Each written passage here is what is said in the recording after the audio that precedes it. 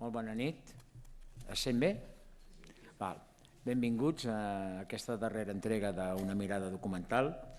Avui ens toca The Celluloid Closet. Jo aquesta pel·lícula no l'hagués programat si no hagués tingut la disponibilitat dels dos convidats que tinc aquí. Quim Roqueta, president de Gais Positius, expresident de la coordinadora gai lesbiana, i el senyor Leopold Estapé, estudiós de l'homosexualitat. Jo, en primer lloc, la presentació la farà del film, pròpiament dit, la farà el senyor Leopold Estapé, però jo abans, per situar-nos una miqueta, miren, estem aquí avui assentats tan tranquil·lament, a punt de veure aquest documental. Això en altres llocs d'Europa fora impossible. A Rússia no hauríem permès aquest acte. I d'haver-lo permès ens arriscaríem aquí que poguessin entrar una colla i donar-nos d'hòsties. Aquesta és la realitat. El Quim ha tingut un paper molt important en l'aprovació per part del Parlament de Catalunya el dia 2 d'octubre del 2014 de la llei contra l'homofòbia. A mi m'agradaria que ens expliqués una miqueta aquest procés que ens ajudarà a situar-nos en el moment present. Quim? Molt bona nit, moltes gràcies Francesc, gràcies a tots i a totes. Sí, com deia el Francesc, realment és un privilegi poder estar avui aquí i parlar d'una pel·lícula, parlar de temes, parlar de la diversitat sexual i parlar de coses que ens preocupen. Com deia bé el Francesc, no és així en altres llocs del món. Nosaltres, el moviment LGTBI d'aquí de Catalunya ha estat sempre un moviment molt potent i des de diferents organitzacions, en el meu cas des de la coordinadora LGTBI de Catalunya, que al principi era la coordinadora gai lesbiana, que va ser també un viver d'entitats de la que van sortir moltes associacions, com la que presideixo, que és Gais Positius, s'ha fet sempre una lluita infatigable per aconseguir i per lluitar pels nostres drets i les nostres llibertats. Són drets i llibertats que no només són per nosaltres, pel col·lectiu LGTBI, sinó que és una consecució per tota la societat. El que està clar és que quan parlem de drets humans i que en aquest sentit tots i totes hem d'estar orgullosos d'haver aconseguit totes les fites que hem anat aconseguint. Com bé deia el Francesc, fa molt poquet, encara fa un mes i escaig, vam tenir la sort de poder aprovar aquesta llei. No ha estat fàcil, ha estat un procés molt complicat i pensem que és una molt bona eina. És una eina perquè puguem seguir fent el que estem fent avui aquí i perquè no es vulnerin els drets, les nostres llibertats i que, evidentment, erradicar la LGTB-fòbia. Quan parlem de lesbofòbia, de bifòbia, de transfòbia, de totes les fòbies que ens poden afectar en un moment donat. Estem parlant també de fòbies, però estem parlant també d'agressions, de violència, d'odi i de discriminació. Per tant, és evident que parlem de drets humans. En aquest sentit, aquesta llei ha estat possible gràcies a un treball, com deia, infatigable, però sobretot de totes les entitats i de tot el moviment associatiu LGTBI de Catalunya. No ha estat fàcil perquè, com segurament molts de vosaltres sabeu, al principi, com en tots els moviments, sovint i als inicis hi ha moltes diferències, moltes decisions, però vam tenir clar que això s'havia d'acabar i des de fa uns anys hem treballat conjuntament i això ens ha permès arribar fins aquí.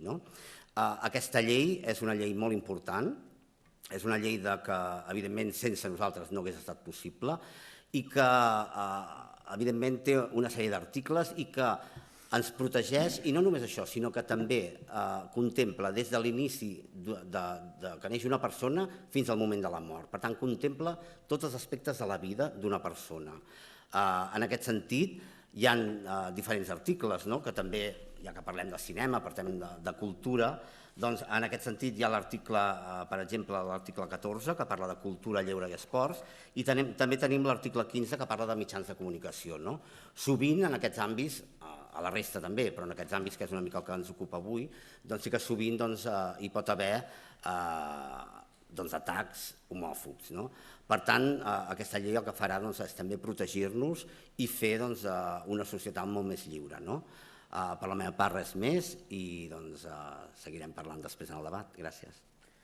Molt bé, doncs Leopold, et toca. Bé, bona tarda a tots.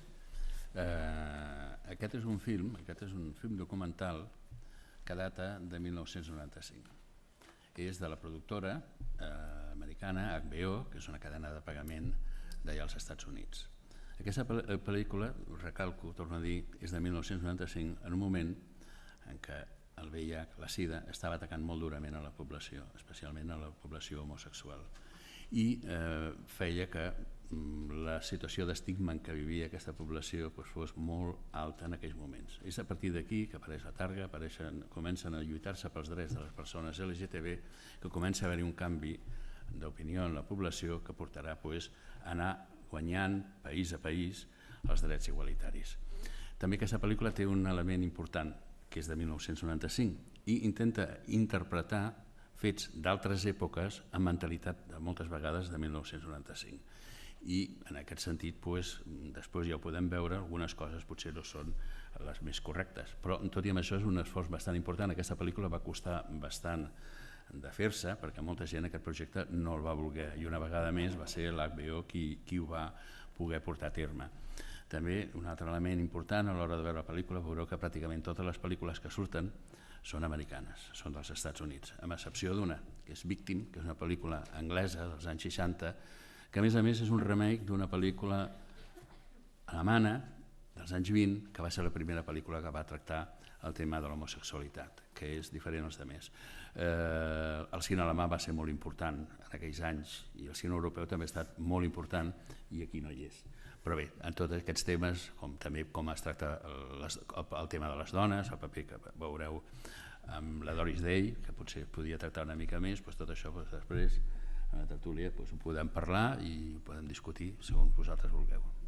Molt bé, doncs aquí acabem una miqueta aquesta primera part. Jo només voldria recordar que encara crec que són 13 països en el món que apliquen la pena de mort a l'homosexualitat, i sempre em faig una reflexió que a mi m'omple molt de tristesa, o sigui, tant de patiment, tanta persecució per gent que simplement fa sexe amb persones del seu mateix sexe.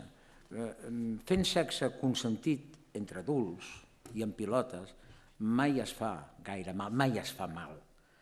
La gent per fer mal es vesteix, i es vesteix amb la toga judicial, es vesteix amb la porpra eclesial, es vesteix amb uniforme i es vesteix amb tratxos de marca, o si no, mirin el panorama que tenim. Després tornem. Gràcies. Aquí tornem a estar. El Leopold m'acaba de dir que abans de començar el micro obert vol fer una observació. Un petit comentari sobre el conjunt de la pel·lícula, si vols que m'allargo una mica més senyals. Bé, una de les persones que surt aquí és un guionista que se'n diu Arthur Lawrence, potser us sona. Va, entre les seves pel·lícules més famoses, West Side Story. Ell va portar la seva vida al cine. La va portar al cine. Però no va poder interpretar un home al seu paper, sinó que va interpretar una dona. Barbra Streisand, en Tal com éramos, és la seva pròpia història de les dificultats que va tenir aquest home amb el Comitè d'Activitats Antinord-Americanes. I això porta a tota una sèrie de personatges que van haver de viure amagats, fent veure que estaven casats, quan en realitat potser vivien amb un altre home, com Raymond Barr, com el mateix Rock Hudson. Homes que alguns surten aquí, com Sal Mineo, Ramon Novarro, Murnau, el director de cine Murnau, que aquests no van amagar la seva sexualitat i van ser massacrats per la premsa americana en vida i en mort. I això va portar altres a amagar la seva realitat, com el Rock Hudson, que interpretava papers molt diferents en el cine i també a la vida privada tenia que interpretar aquests papers. La seva parella moltes vegades era la Doris Day. La Doris Day interpretava normalment dones que aparentment eren lesbianes. Inclús, per exemple, en Calamity Jane era una dona que mai havia estat amb cap home. Un personatge real, una pionera dels Estats Units. Però en la pel·lícula això es va mostrant, però al final apareix un home mascle, se'n va al llit amb ella, es converteix en la dona més femenina del món. Això avui encara en molts llocs del món estem patint que moltes persones creuen que violar una dona lesbiana és una forma de curar-la. Això en el cine, en els papers de Doris Day moltes vegades es veia. Pijama para dos també juga amb aquesta ambigüitat. Però una cosa era Doris Day interpretant papers i una altra la realitat. Poc abans de morir-se Rock Hudson, Doris Day va cridar a Rock Hudson al seu programa en un moment que la sida estava causant una enorme desinformació, unes pors impressionants, tothom havia donat l'esquena a Rock Hudson, ell el va cridar al seu programa, el va abraçar i el va despedir en un gest que molt poques persones en aquells temps s'haurien atrevit a fer. Molts altres ho van fer 10 anys després, però ell ho va fer en aquell moment. Bé, són algunes dades que us volia donar abans d'això. Si et sembla, també hi ha un petit detall en un tros en el que es veu de la pel·lícula El Con Maltès, es veu una targeta, Laura, Gardènia, i sap que el Cairo és gai.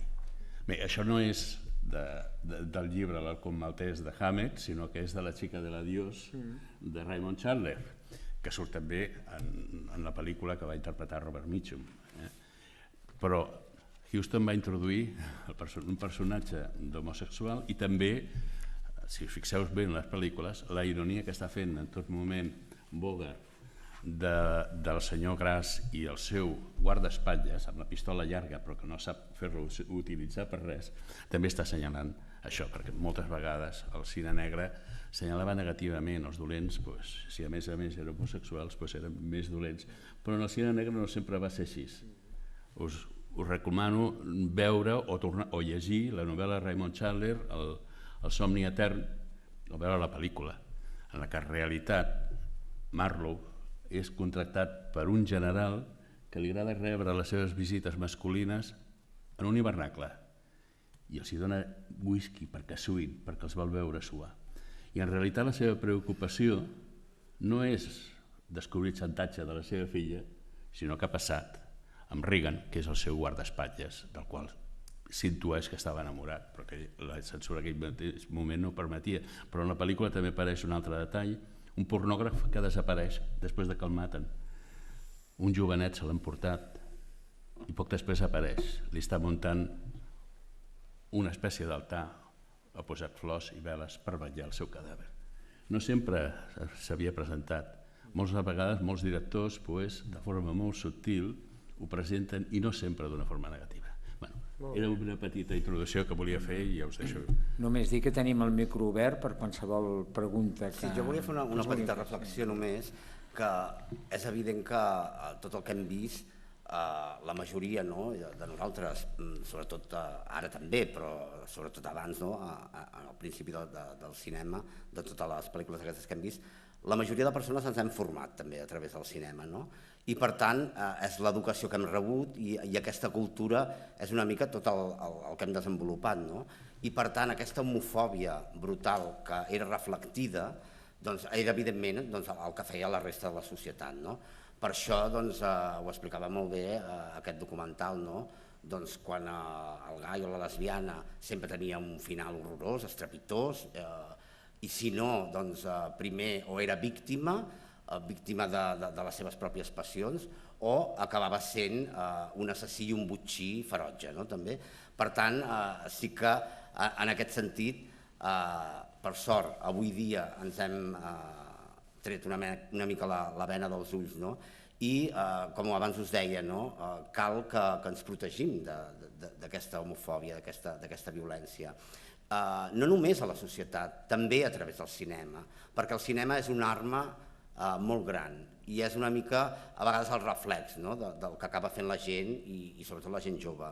Per tant, el fonamental és l'educació i en aquesta llei, com us deia abans que parlàvem d'aquesta llei tan important que s'ha aprovat recentment contra l'homofòbia, contempla tots aquests àmbits i especialment el tema de l'educació i, com us deia abans, també tot relacionat amb els temes de mitjans de comunicació i també el lleure, el cinema i la cultura. Per tant, esperem que mai més hi hagi com hi va haver-hi en aquells temps, no?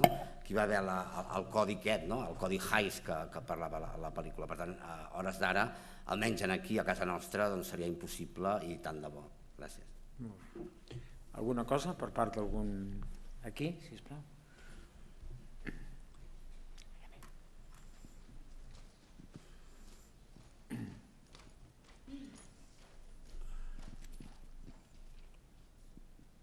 Tengo una pregunta, no soy cristiana, pero ¿no es cierto que la raíz de todo esto es un poquito la Biblia?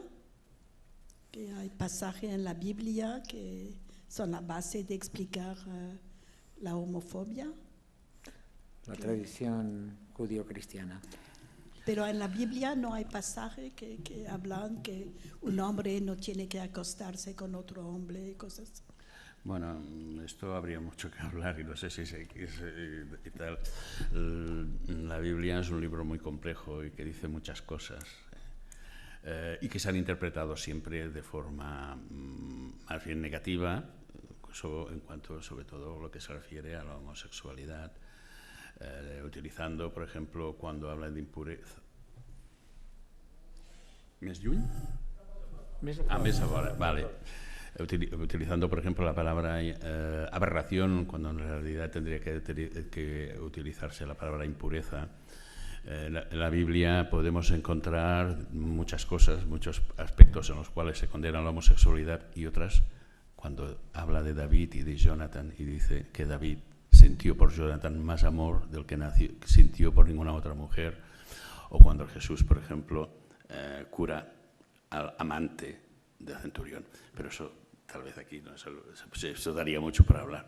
Sí, lógicamente el código Hays, cuando se aplica, en principio las empresas del cine no le hacen caso, pero es la Iglesia Católica la que sale inmediatamente a la calle y ataca. Pero es la institución, la Iglesia como institución, quien ataca, utilizando una interpretación, yo creo, errónea de la Biblia.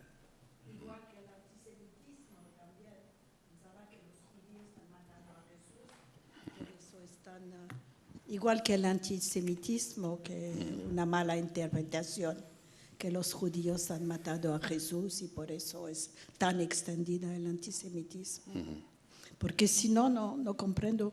Yo he vivido en África y entonces se sabe que en África quieren muchos niños y cosas así, pero en el occidente no se comprende tanto. ¿Y cuál es...? En muchas cosas hay una base económica en términos de la homofobia. ¿Qué sería esto? Porque hay muchas cosas que se puede explicar por razón y motivos económicos. Pero aquí no veo, no sé. En los años 30, de alguna forma, el Estado intenta empezar a utilizar un discurso represivo hacia la población, no solamente en el terreno sexual, también en el terreno político. Empiezan a actuar señores, y también un poco señora, porque iba vestido interiormente con ropa de mujer, como Edgar Hoover, que es el director del FBI, que empieza a decir pues, que la homosexualidad primero favorece al nazismo y que los homosexuales son agentes nazis infiltrados, para luego cambiar el discurso y decir que son comunistas. O sea, todo este discurso que se va creando en los años 30, sobre todo a partir de la crisis del 29, y que lleva en Europa al nazismo. En Estados Unidos no triunfa el nazismo, pero sí que gran parte de esta ideología se impone en los Estados Unidos, y sin duda pues esto en el cine se traduce a través del código Hays y de la censura, autocensura, que durante muchos años hizo que las obras en Estados Unidos pues muchos temas no se pudieran tratar. Se dice que el propio Hoover también era gay. Alguna cosa més?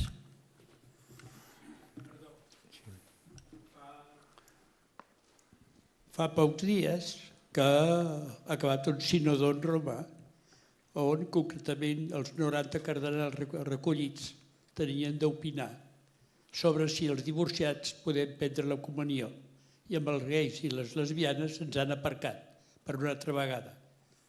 Entre els 90 no saben què fem nosaltres. Sí. Enllaçant això amb la pel·lícula, en un moment determinat, contesto, vaig contestant? Sí. En la pel·lícula Filadèlfia estan Antonio Banderas i Tom Hanks, i l'altre li diu, el metge li diu, és que no pot entrar aquí perquè no és ningú per vostè. Aquesta és una realitat, que la Iglésia no ha volgut reconèixer aquesta igualtat mai. Em sembla que ara potser està moderant una mica el llenguatge, però segueixen sense voler reconèixer aquesta realitat. I això produeix discriminació, produeix estigma, produeix tots els problemes que hi ha. I que, lògicament, sembla ser que aquests sectors de l'Església no estan disposats a modernitzar la seva institució. No és una manifestació terriblement hipòcrita? Segurament, clar.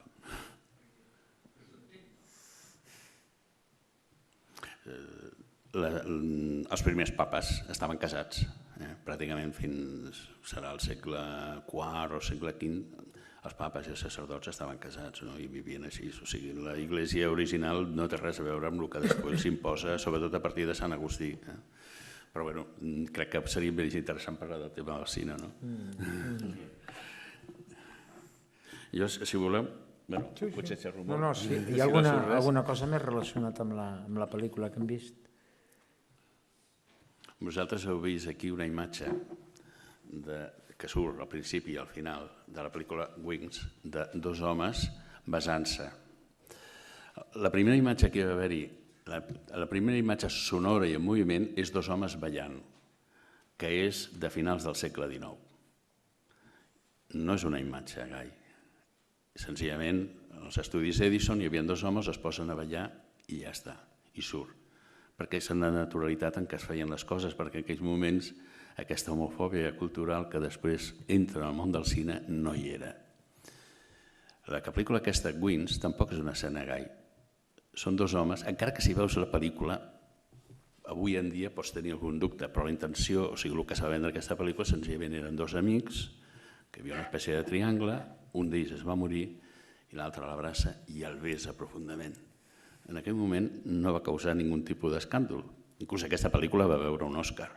El mateix va passar l'any següent amb una pel·lícula de Murnau, Tattoo, en la qual hi ha constantment la filmació d'homes mig despullats de la isla de Tahití.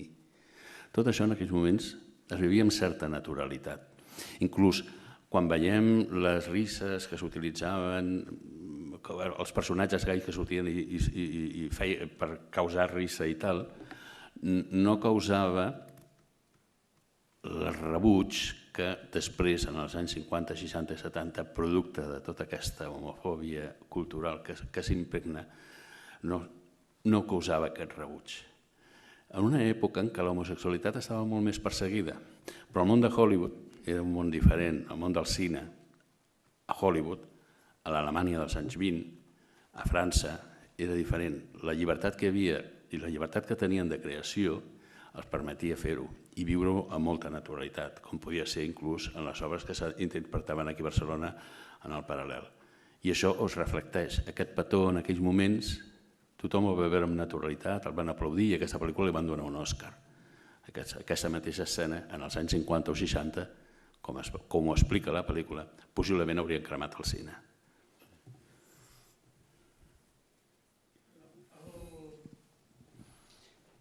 A l'Argentina, sobretot a San Telmo, a Buenos Aires, a San Telmo i la Boca, que es balla el tango orillero, que és malevo, és molt normal i corrent veure ballar tangos entre homes. En el resto del món, aquí a Barcelona també alguna vegada passa, però si no són argentins difícilment ballem dos homes junts.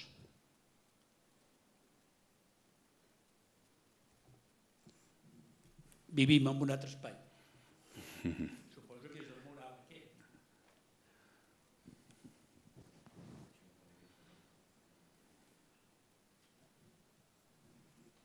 El món anglosaxó és més homofòbic que altres societats? El món anglosaxó. No, dic jo, perquè... comparant el món de Hollywood amb el món d'Alemanya, els francesos i tal, veig que no.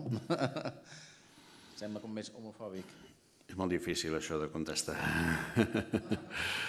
O sigui, teòricament, per exemple, a l'època victoriana, la persecució de l'homosexualitat a Anglaterra va ser terrible, no? Però jo no diria que el món anglosaxó sigui dels més homofòbics. Hi ha hagut societats a centre Europa molt més dures perseguint l'homosexualitat que Anglaterra en la seva història. I que actualment encara hem de ser conscients que a 76 països del món encara està perseguida l'homosexualitat.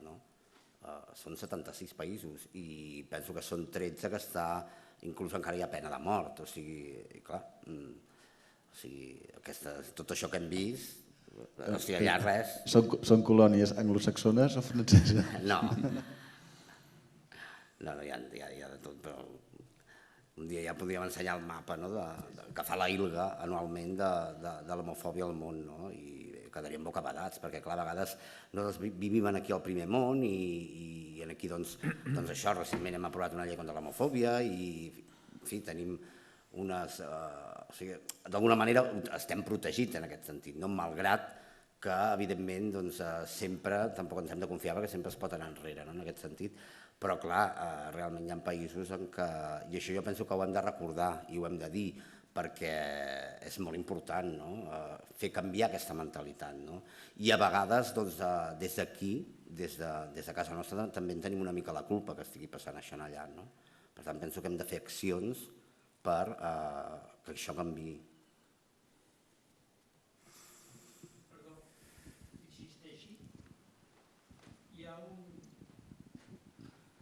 Crec ja que parlant, diríem, de temes d'humanisme de tot el món, crec que també és important ressaltar que les línies, diverses línies d'aviació indonèsies, les azafates són transsexuals. Tailàndia. Perquè consideren que donen una atenció molt bona, o més bona que les mateixes dones, no? Però, curiosament, per exemple, la transsexualitat a Iran no sols no està perseguida, sinó que l'Estat fa operacions a la població que ho sol·licita, o sigui, no té grans problemes. Hi ha una tradició en aquests països diferents i en canvi són països que potser, sobretot Iran, persegueix a mort a les persones homosexuals. Però hi ha aquestes contradiccions, no? Sí. No, o sigui, Iran ha estat històricament, fins a principis del segle XX, un dels països més tolerants del món quant a l'homosexualitat. O sigui, als seus xahs els agradava fer-se dibuixos. Si aneu al Museu del Louvre podeu veure les miniatures del Shah Abbas al costat del seu amant, un jovenet, prenent-se una copa de vi. I això era molt normal en aquell temps. Va ser l'arribada, la imposició per part d'Occident de la família Pahlavi i els ayatollahs, el que va portar el desastre ja al final del segle XX.